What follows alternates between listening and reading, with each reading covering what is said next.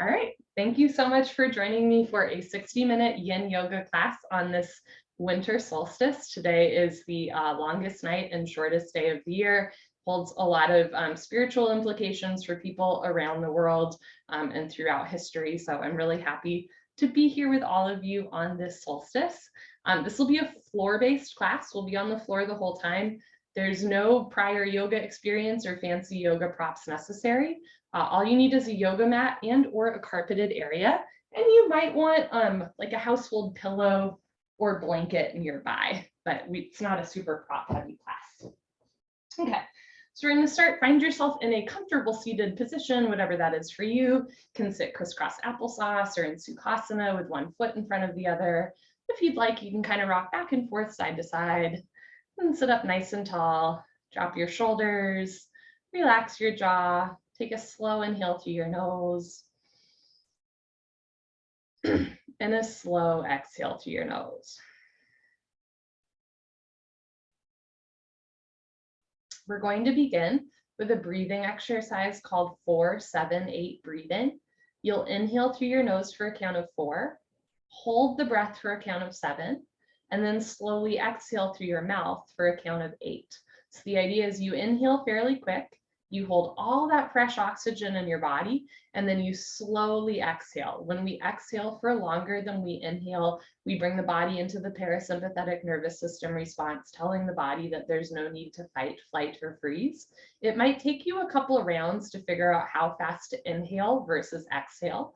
If after a few rounds you're still having trouble breathing, you can keep the ratio of the breath, but slow it down so that rather than 4-7-8, you inhale for 2, hold for like 3.5 seconds, and then exhale for 4. Okay, you're welcome to close your eyes for this breathing exercise.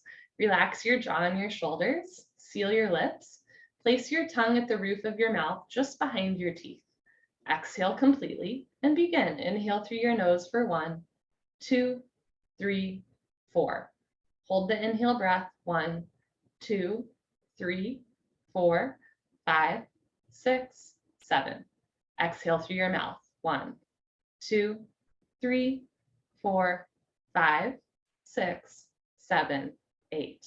Inhale through your nose. 1, 2, 3, 4. Hold the breath. 1, 2, 3, 4, 5, 6, 7. Exhale through your mouth. 1, 2, 3, 4, 5, 6, 7, 8. Inhale through your nose. 1, 2, 3, 4. Pause. 1, 2, 3, 4, 5, 6, 7. Exhale through your mouth. 1, 2, 3, 4, 5, 6, 7, 8. Inhale. 4, 3, 2, 1. Pause. 7, 6, 5, 4, 3, 2, 1. Exhale. 8, 7, 6, 5, 4, 3, 2, 1. Inhale for 4. Hold for 7. Keep your shoulders relaxed. Exhale for 8.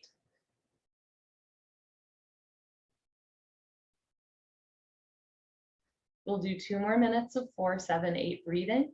You can use the count in your mind to center your mind so that the mind stays with the body, with the breath.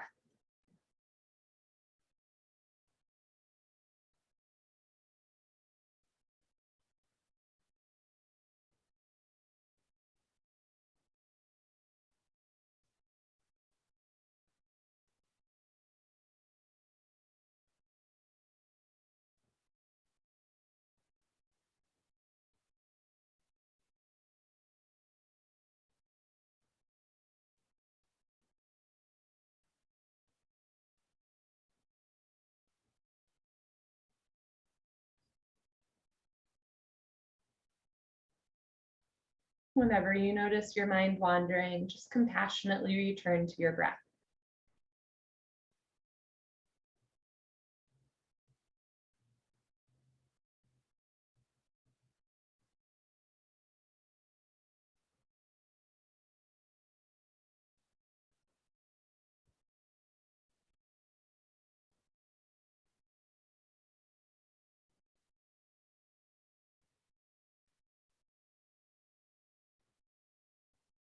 Let's do one more full round of 4, 7, 8 breathing.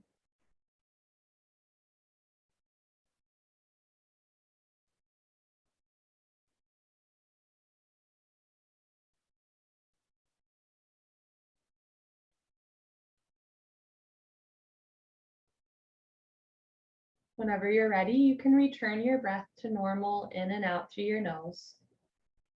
Maybe just notice the quality of your breath or the energy in your body, how your body is feeling right now. And there's no right or wrong answer to this. At any point in class, even when we're doing, relaxing, deep stretch yoga postures, it's normal to feel anxious or angry or giggly or joyful or whatever that is. But in this class, we're just normalizing that, whatever comes up in your body or in your heart or your mind is normal and acceptable. And this is a safe space just to feel both your body moving and also feel your spirit moving. If your eyes are closed, you can slowly open your eyes. And we're going to make our way onto our backs for our first yin yoga posture of the day. I'm adjusting my camera angle a little bit here. Okay, so as you lie on your back, you're going to picture in your mind's eye your favorite banana. It can be perfectly yellow and ripe, could be a little bit brown and bruised, maybe a little green, not quite there. Can be, Chiquita, Dole, hopefully Trader Joe's, organic, fair trade, whatever that is for you. And we're going to make a banana shape, a C curve with our body. So bring your feet close together and then arms overhead. And if you'd like, you can stretch up and down and maybe even flex your toes back for a moment, like you're having a good yawn. And then from here, start to walk your feet and your hands towards the right side of your mat so that from a bird's eye view, your body makes a C curve like a banana. A couple of options from here. If you'd like an outer left thigh and IT band stretch, you can cross your left ankle on top of your right ankle. You can also cross your left hand on top of your right hand, or you can bend your arms and catch opposite elbow and opposite hand. You're welcome to have the back of your head on the floor, or you can even roll your right ear down towards the floor for a little bit of a neck and shoulder stretch. And we're going to hold here for a full 5 minutes, which I'm going to time on my phone. So there's 3 kind of simple rules to yin yoga. You're going to make a shape with your body, hold the shape, and breathe through your nose. That's it. Pretty simple. Make a shape, hold a shape, breathe.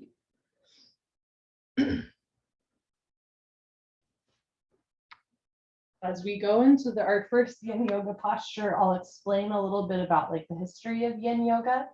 So, especially in the last 50 or so years with yoga, there's been a big emphasis on like power yoga, right? Hot yoga, which a lot of us have practiced before, kind of more intense, energetic styles of yoga, what one might describe as yang energy. Yin yoga is kind of a reaction to all of that, like intense power, cardiovascular yoga. So yin and yang, again, I think growing up I pronounced it yin and yang, but it's yin and yang. Yin yoga is more relaxed, it's gentle. Yang energy is typically the right side of the body. It's solar, it's energetic, it's considered masculine. Yin energy is the left side of the body. It's considered lunar and feminine. And so yin yoga to me is really a perfect style of yoga to practice on the winter solstice, like on the darkest night of the year. We are getting in touch with our yin side, right? Our lunar side.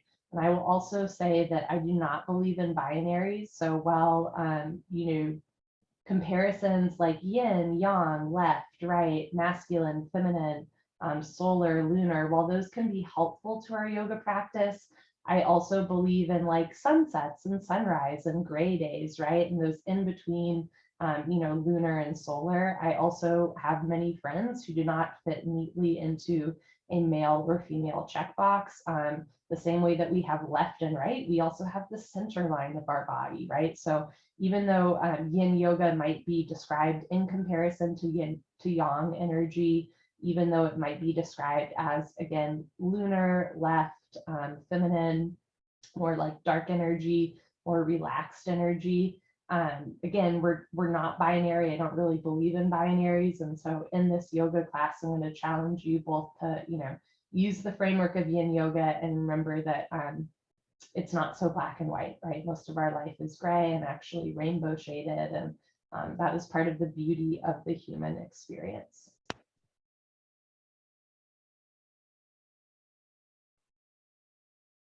We have about 2 minutes left in this posture. If how you're lying just feels really uncomfortable, you are welcome to bring your hands and feet a little bit back closer to the center line of your body to lessen the stretch.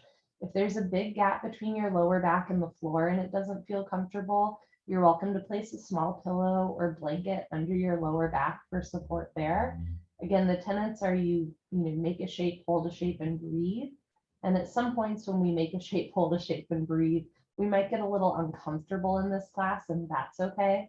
But if you're ever like holding your breath or kind of being stubborn not to move because you're in pain, that's an opportunity just to take a break or to switch up what you're doing. I'll leave us for some silence for the last part of this posture.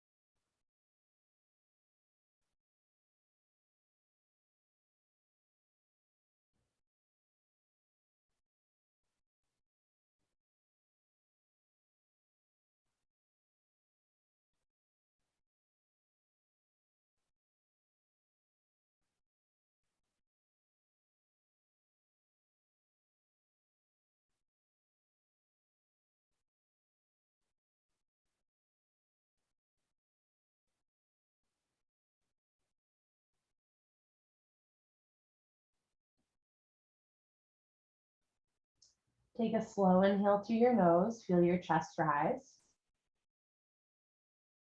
And if it feels good, you can open your mouth and sigh out anything that you'd like to sigh out. We've been in this posture for 5 minutes, so we're going to come out of it slowly with intention. If your head is rolled to the right, gently roll your head so that the back of your head is on the floor. If your arms are bent, you can lengthen your arms. If your hands or feet are crossed, slowly uncross your hands and feet.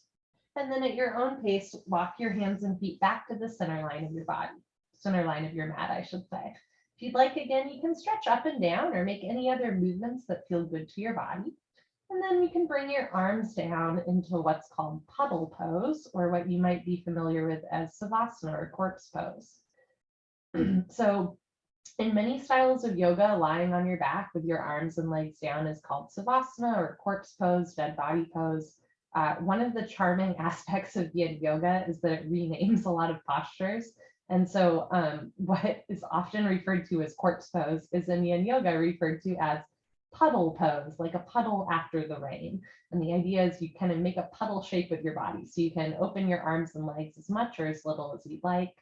If lying on your back with your legs straight does not feel good to your lower back, you're welcome to bend your legs so that your feet are on the floor and your knees rest side by side.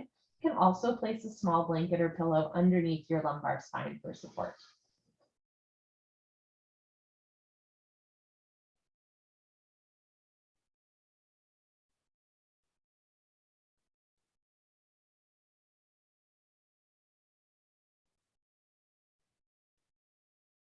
Let's do the other side of our banana pose.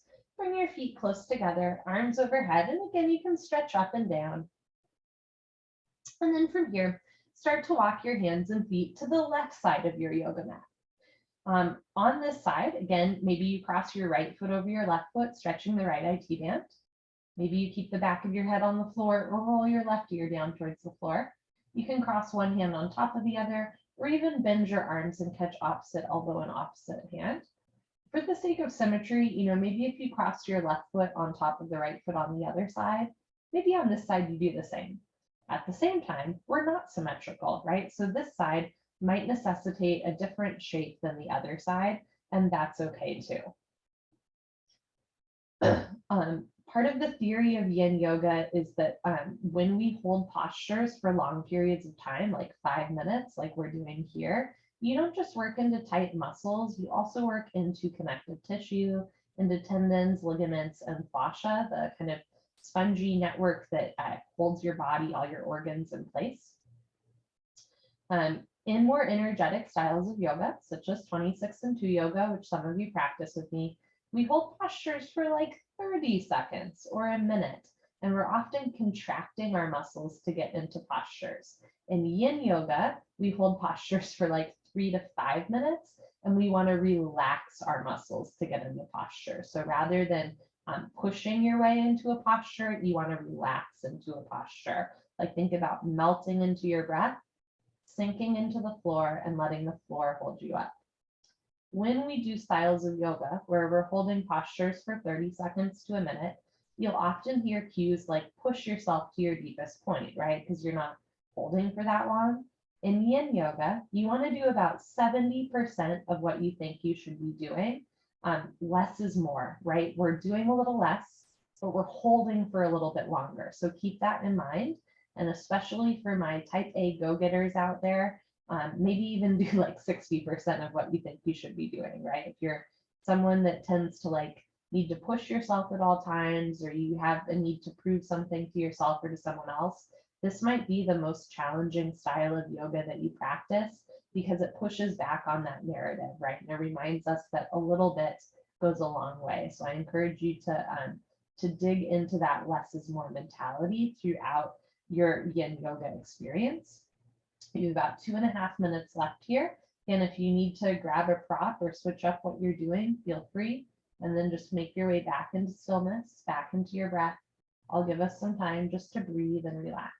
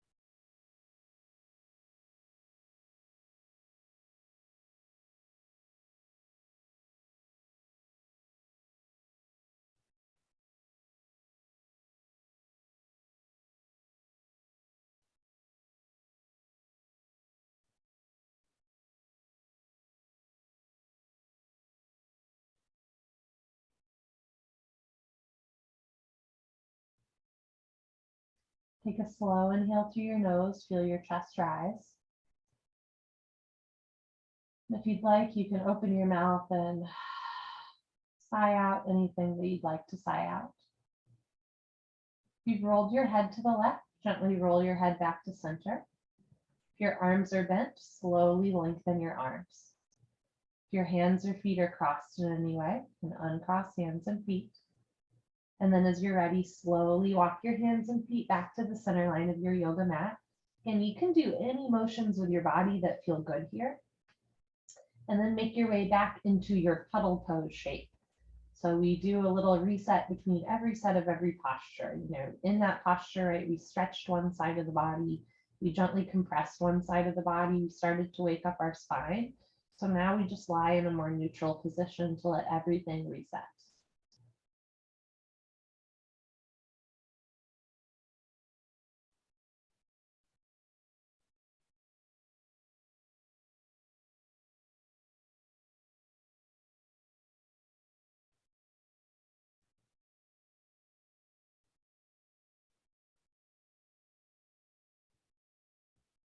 Next, we're going to do a posture on our abdomen. If you are pregnant, breastfeeding, or have another reason why you do not want to lie on your stomach right now, perhaps just a large burrito before class, we've all been there, I will provide an alternative to this next posture. Otherwise, you're going to bend your legs so that your feet are on the floor if they're not already. Slowly roll off to one side, and then roll over again like a burrito, lie on your abdomen for what's called Sphinx pose. So you can picture in your mind's eye your favorite Sphinx. It can be the Sphinx in Egypt, at the Luxor in Las Vegas, in Harry Potter Book 4, and we're going to make that shape with our body. I'm going to show you from the front and from the side. The idea is you lie on your abdomen with your feet about hip width distance, definitely no wider than your mat. And then you're going to bend your arms so that your forearms are on the floor, palms face down, elbows and hands about shoulder width distance. You're welcome to have your elbows directly underneath your shoulders. This is a pretty deep back bend though. You can also have your hands forward to lessen the back bend. And the big trick here is that for me, at least, my shoulders tend to tense up into my ears. You are going to push down through your forearms to keep the neck long and the shoulders out of the ears. So there is some activation in the lower arms, but the rest of the body stays relaxed. If lying on your abdomen is not right for you today, you're going to do a back bend on your back using a pillow or two or a blanket for support. So the idea is you're going to sit with your butt away from your pillow. And then you want a smaller pillow or blanket for underneath your head. And you'll just lie back so that you still get this heart opener. Again, you want a pillow or blanket underneath your head so that your head's not hanging all the way off. And you can adjust placing multiple pillows under your lower back if that feels good. But this gets the same stretch to the fascia on the chest without placing pressure on the abdomen. Another option, if lying on your stomach does not feel good, but you want to get that Sphinx pose shape, is to still be on your front, but have your thighs and hips on your pillow so that your belly hangs off. And that way you still get the back bend, but there's no pressure on the stomach. We're holding here for a total of 3 minutes, and we're already a minute into it. So I'm just going to time the next 2 minutes. Great. And again, if you are in Sphinx pose on your abdomen, the biggest thing here is when you notice your shoulders tensing into your ears to really push the floor away from you, right? So for those of you that are familiar with Sphinxes in mythology, Sphinxes tell riddles. And one of the things that I really like about yoga is yoga gives us answers so that we can ask questions. So Sphinxes will give questions and you have to give the answer to, like, you know, get the next Horcrux, right, in Harry Potter or whatever that is. But in yoga, we're given the answers, AKA bend your spine, open your chest, keep your shoulders out of your ears. But then we're left with a lot of questions like, why does it, you know, why is it so hard for me to keep my shoulders out of my ears? Or wow, why am I carrying all this tension on my chest? Or why does that hip opener sometimes make me cry? Right? The quote unquote answers are the yoga asanas, but the questions that we learn about ourselves along the way are what's truly powerful about a yoga practice, right? This is an opportunity to get to know yourself a little bit better. We have a little less than a minute left here just to hold and breathe.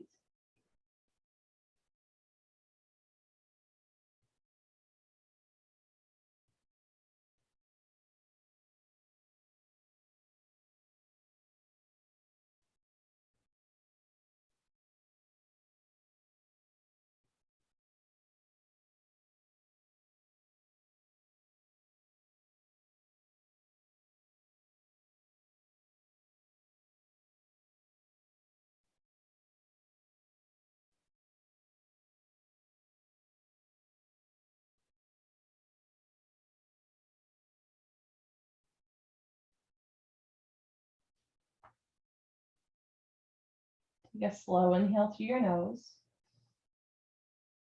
And if it feels good, open your mouth and sigh it out. If you're on your abdomen, you're going to slowly lower down and bend your elbows out to the side. You're welcome to take a belly Savasana here and maybe look to one side with one ear on the mat. You can keep your elbows bent or have your arms down by your side. If you are doing the back bend with props, there's no super graceful way to get out of the posture, but the way that I like to do it is bend your legs so that your feet are on the floor. Squeeze your butt, push your feet into the floor, lift your hips up, remove the pillow from underneath your middle back. And then if you'd like, lift your head and remove the pillow from underneath your head so that you're lying on your back once again in your puddle pose.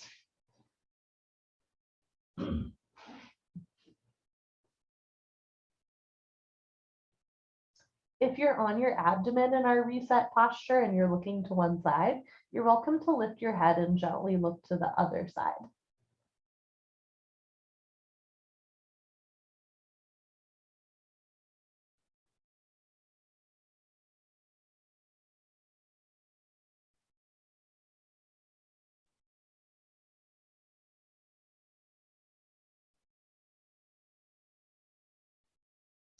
If you're on one side, gently look forward, place your hands on the floor, and press yourself up into a seated position. And if you're on your back, you can roll off to one side and gently press yourself up into a seated position. All right, so come to sit on your butt with your feet in front of you. Next, we're going to do shoelace pose with an upper arm variation. For those of you that are exchanging gifts this week for whatever reason, whether it's Christmas or just a gift exchange, I like this posture because it reminds me of like wrapping a bow, but our body is the bow. So with your feet in front of you, look at your legs, identify which leg is left, which leg is right, don't mix them up. Keep your left leg straight on the floor in front of you. Bend your right leg so that your right knee stacks on top of your left knee. And if you have tight hips, your knee might be way up here. You are welcome to wedge a blanket or pillow in between your knees if this feels better on your hips. Option to keep your bottom leg straight. This is called half shoelace pose, or you can bend your bottom leg so that eventually knees stack on top one of the other. This is called, again, in yin yoga, it's called shoelace pose. In other styles of yoga, this would be called like cow face leg variation. So again, yin yoga has some kind of fun names for postures. And again, if maybe one knee's way high, right, you can place a little pillow or blanket in between the knees. Okay, from here, notice that your right knee is on top of your left knee. You're going to bring your arms out to the side in a big expansive gesture. How much do you love yoga? This much, right? And then wrap yourself in a big hug with left elbow under right elbow, left arm under right arm. Give yourself a big hug. And a cool thing about the human body is that the human body does not know the difference between you hugging yourself and someone else hugging you. Both release serotonin. So if you'd like, you can give yourself a nice big squeeze here. From here, option to stay here or take it into an eagle arm variation. Try to wrap your arms once again so that your palms are together with your thumbs towards your nose and your pinkies away from your face. From here, you're going to inhale, lift your elbows up, and exhale, fold forward, eventually hooking elbows over knees. You can drop your head. And we're going to hold here for 4 minutes. I'm going to time now. So some things to keep in mind here. If your bottom leg is straight, it's a really delicious hamstring stretch as you fold forward. If your bottom leg is bent, you're likely to feel it more in the outer side seat, and both are okay. One thing that I really like about shoelace posture and half shoelace or shoestring posture is that both receive different benefits. So, right, having the bottom leg straight, you get more of a hamstring stretch. Having the bottom leg bent, you get more of a side seat hip stretch to the top leg. Folding forward, you can let your head hang heavy and make your spine kind of round here. But if this does not feel good to your back, you can keep your chin and chest lifted. I'm going to show you what it looks like from the side. And again, when you're ready, you're just going to relax into the posture. So for me, that means that my hands kind of come apart a little bit. That's okay. Rather than forcing or fighting your way into the posture, you just want to relax into it, melt into your breath, sink into the posture, right? You're not forcing or fighting. You're just relaxing into the posture.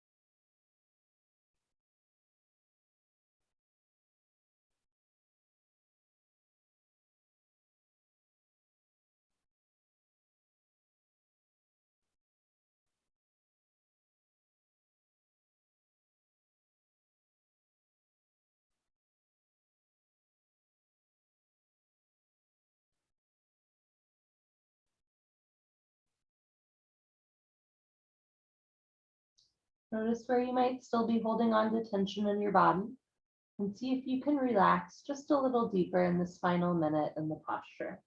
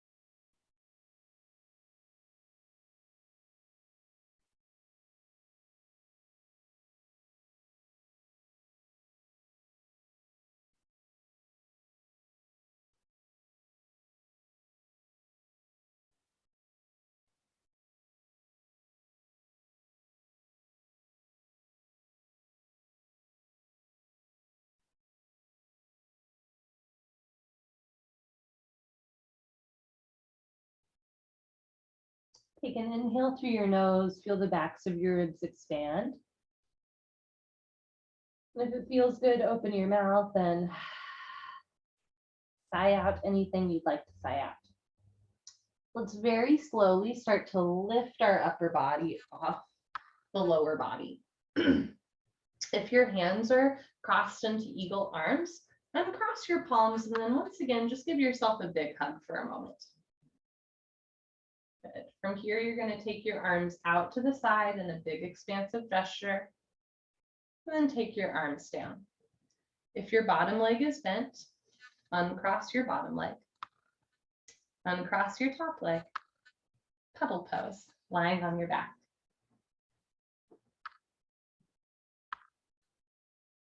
And you can open your arms and legs as much or as little as you'd like.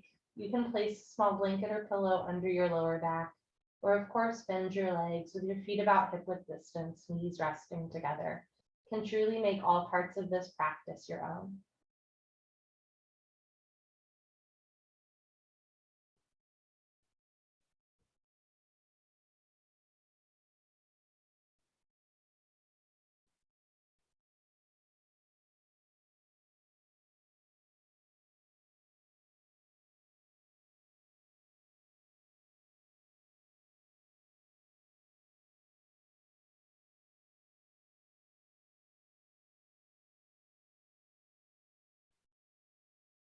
Bend your legs if they're not already.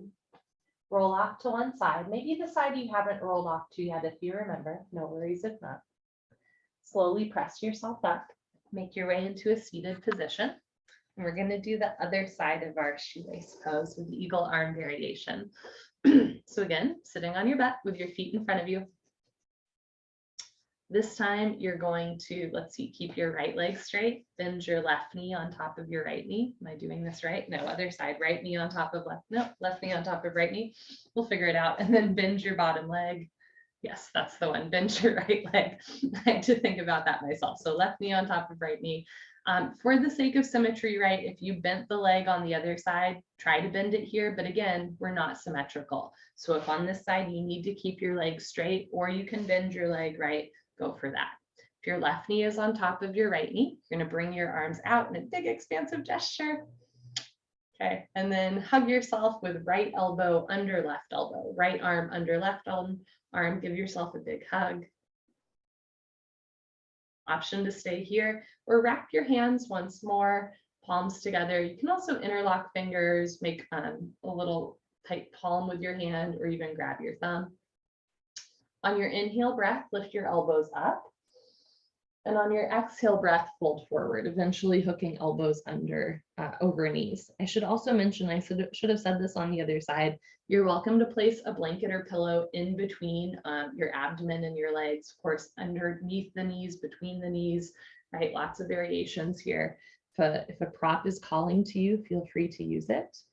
And then we're just gonna hold here and breathe for 4 minutes. Another thing about yin yoga that can be like mentally challenging is the silence, right? There's silence in this class. which also like really lends itself to this time of year. I think spiritually in a lot of traditions, the winter solstice is a time to kind of peel back a little bit from society and just be on one's own or in community, right? But to push back on the narrative to like be doing too much or producing too much and just to really just let yourself be. For those of us who are familiar with the Christian tradition of Advent, right? Advent this time of year is also a time, frankly, of a lot of silence and anticipation for the coming of Jesus, right? Which is also a story that's found in the Quran. Right, so in different traditions, not just religious traditions, but other just kind of like cultural traditions, this is very much a time, I think, to dig into that silence in each of us and in the darkness in each of us, and just like enjoy our own company, right? So that is part of our yin yoga practice, is really just enjoying our own company, and I'll give us some time to do that here. Companionable silence, as it's called.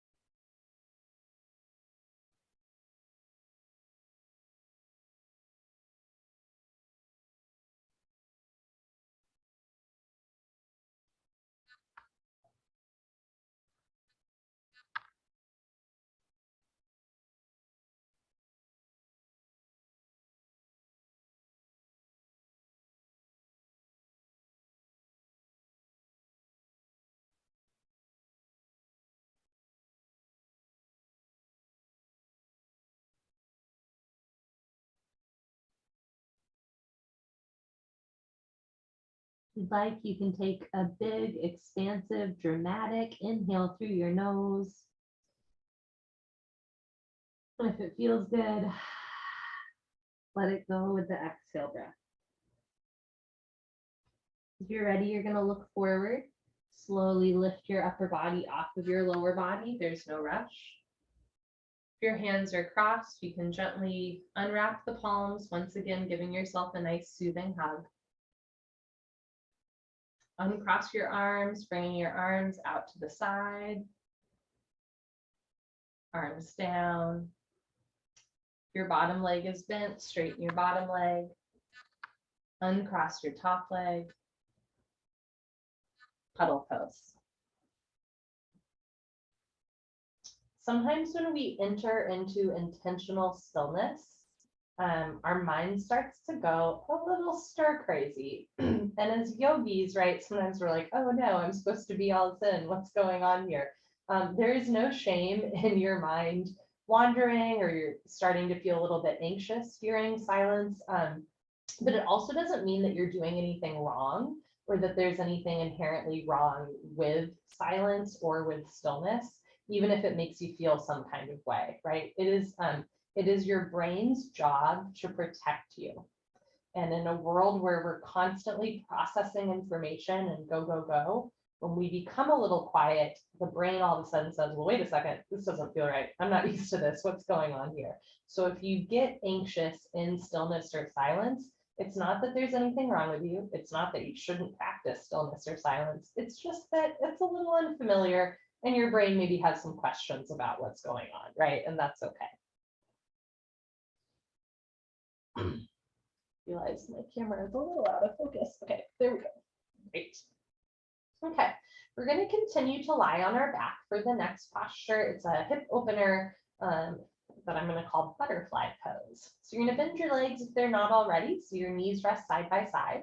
Scoot your feet together, and then start to open your knees out to the sides so that the insides of your feet, the soles of your feet touch. You can let gravity let your knees slowly drop out to the side.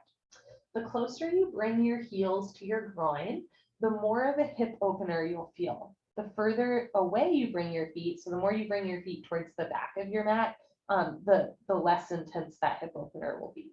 You are welcome to place pillows or blankets underneath your knees so that they don't drop all the way down.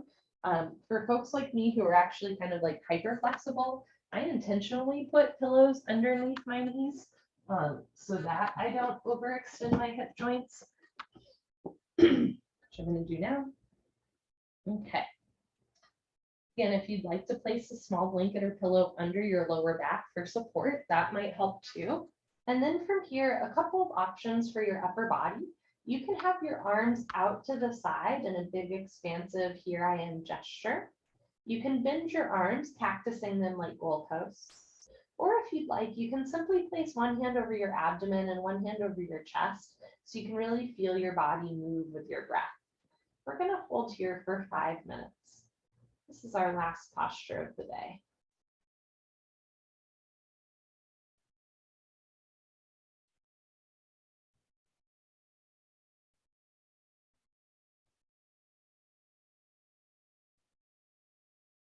Sometimes in back bends and hip openers, we release some emotion. And the first time I heard a yoga teacher be like, you store emotion in your hips, I definitely rolled my eyes and I was like, what does that even mean, right? It sounds really like gauzy and airy and like not rooted in like, physical truth. But the thing is, think about, like if your boss yells at you at work, what do? Like you hunch forward, right? And that's a biological response thousands of years in the making, which says like, if a pterodactyl is trying to come down and run after you, a bear is trying to run after you, you cover the front of your body where all the organs and goods lie, right? And to this day, even if there's not like a physical threat to us, we still respond with that physical motion of punching forward. And for a long time in Western medicine, it was believed that this was a one-way road, right? You have an external unpleasant output that then makes you hunch forward. But nobody really thought to, experiment with, well, okay, if I hunch forward when I'm stressed out, what happens if I do a back bend after I'm stressed out? And now more and more, right, there's like research showing what I think a lot of Eastern medicine is known for a long time, which is that the body and the mind are a two-way road. And, if we tend to, hunch forward when we're stressed, and we tend to hold tension in the front of our body when we're stressed. Well, if we open the front of our body through a hip opener, through a back bend, that stress starts to come out. And so sometimes in a back bend or a hip opening yoga posture, it might feel a little intense or even uncomfortable, right? You might feel an urge to like cry or giggle or whatever that is, or you might feel nothing at all, and that's normal too. But if postures that open the front of your body make you feel some kind of way, again, I'm here to remind you that there's nothing wrong with you. And there's also nothing wrong with you doing the posture, right? It's just like opening the front of your body and kind of releasing some unpleasant stuff. And often I find that, even when I'm in a posture that feels a little bit uncomfortable, afterwards I feel really good. So keep that in mind too.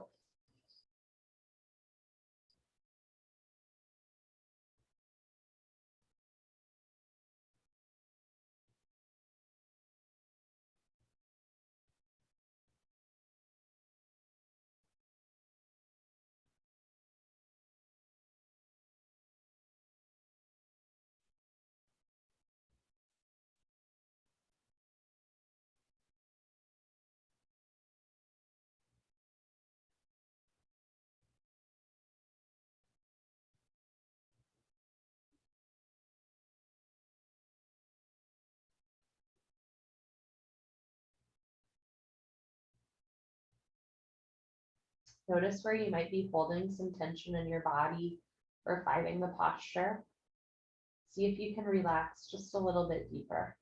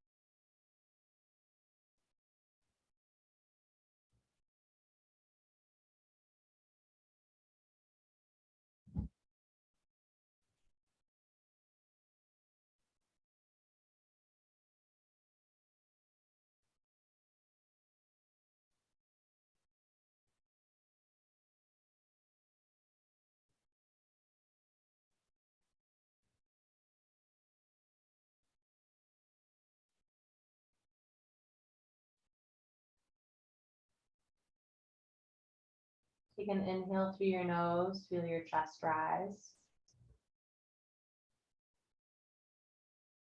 Anything you'd like to let go of, let it go with the exhale breath. There's a couple ways to come out of this. I like to actually place my hands on my outer thighs and with a little support from the hands, slowly bring your knees, feet back together. If you have pillows, you can remove those. And I am going to offer not a yin yoga pose, but a little spine twist here if you are medically cleared to do a spine twist. So Keeping your knees bent with your feet on the floor. You can have your arms out to the side if they're not already, and slowly start to roll to the right so that your left hip stacks on top of right hip. Try to keep your left shoulder on the floor. So we're just going to hold here for a moment. I like to end yoga classes with spine twists, but they're not accessible to everyone in this class. So we're not doing it as like a full posture, but just a moment here. And then if you'd like, roll your left hip down, and then other side, roll to the left.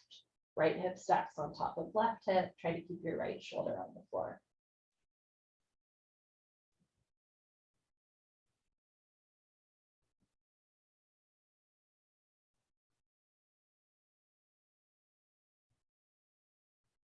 And then as you're ready, roll your right hip down. And this is our final puddle pose, final Savasana. And I've made it intentionally long, very much on purpose today. So I encourage you to get comfy, make it as bougie as you want. You can put a blanket over your body, pillow under your head, under your knees. Make it your own.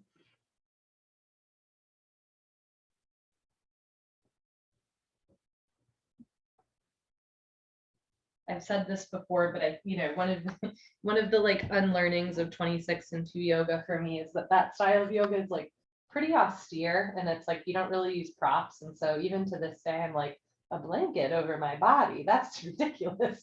But again, that's what yin yoga is for, right? It's that pushback to it. It's like, no, put a blanket over your body, put a pillow under your head, be nice to yourself. So I've intentionally, this is not like, get up, class is done. This is intentionally part of our yoga practice today, is a long puddle pose or long Savasana. And in any style of yoga, I firmly believe that Savasana is the most important posture that we do. And I believe like on the longest night of the year, it's particularly important that we just give ourselves some intentional time to rest and be still and be truly gentle with yourself.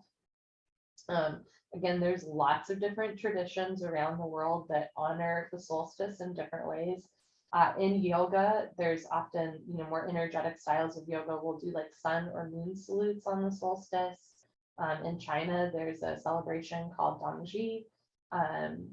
There's many different Native American traditions that celebrate the solstice. And a fun fact that I didn't know until yesterday when I Googled it, but right, this is the winter solstice for the Northern Hemisphere. It's our longest night, but for the Southern Hemisphere, it's their longest day. But like 90% of the world's population lives in the Northern Hemisphere, which again, I did not know until yesterday. The vast majority of humans live in the Northern Hemisphere. So this is also a time for us to really feel connected with others around the world. And last but not least, one of my favorite winter solstice celebrations comes from Iran, and it's celebrated by Persians around the world. And while I'm not Iranian, I feel very lucky to have a lot of first generation Iranian friends who are all celebrating Yalda. And in Yalda, rather than it being kind of like a quiet, silent sort of solstice, people gather in their families and they stay up past midnight, which I imagine when you're a kid is really fun. You stay up past midnight and you eat good food and you tell stories and they read poetry. And, of course, right, it's Iran, so they read Hafez. So I'm going to read you a poem by Hafez to end this evening, which I thought is very apropos. I'll read it 3 times. It's very simple. Even after all this time, the sun never says to the earth, "You owe me." Look what happens with a love like that. It lights the whole sky. Even after all this time, the sun never says to the earth, "You owe me." Look what happens with a love like that. It lights the whole sky.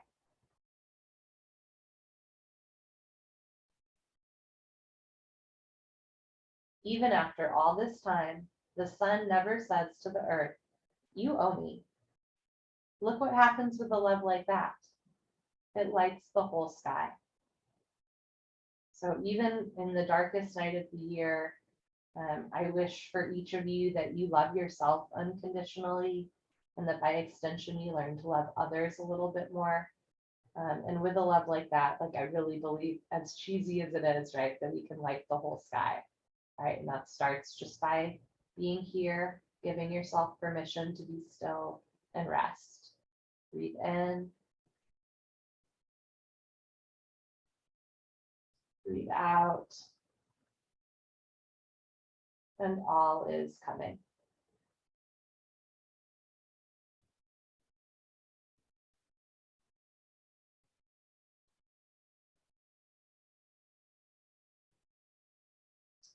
We started a few minutes late because we were chit-chatting, which I love to do. And I might just, run with the idea of maybe just having an evening where we can get together and hang out and eat via Zoom. If you need to leave, I totally understand. It is 7 p.m. If you have a few more minutes, stay a few more minutes. Seriously, if you have a few more minutes, stay a few more minutes. There are very few things more important than your rest, especially this evening. When it is time to get up, I encourage you to get up slowly and mindfully. We've been sitting on the floor for a while, so take some time to sit up before you stand up, especially if you have low blood pressure. This time of year when it's cold, sometimes we forget to drink water, but the fact is it's also really dry outside. So please make sure this evening that you're drinking lots and lots of water, maybe having some yummy tea, something to warm you up, maybe light a candle, read some poetry, right? Be in community or be by yourself. But just remember how loved you are and enjoy your winter solstice. Thank you for joining, friends.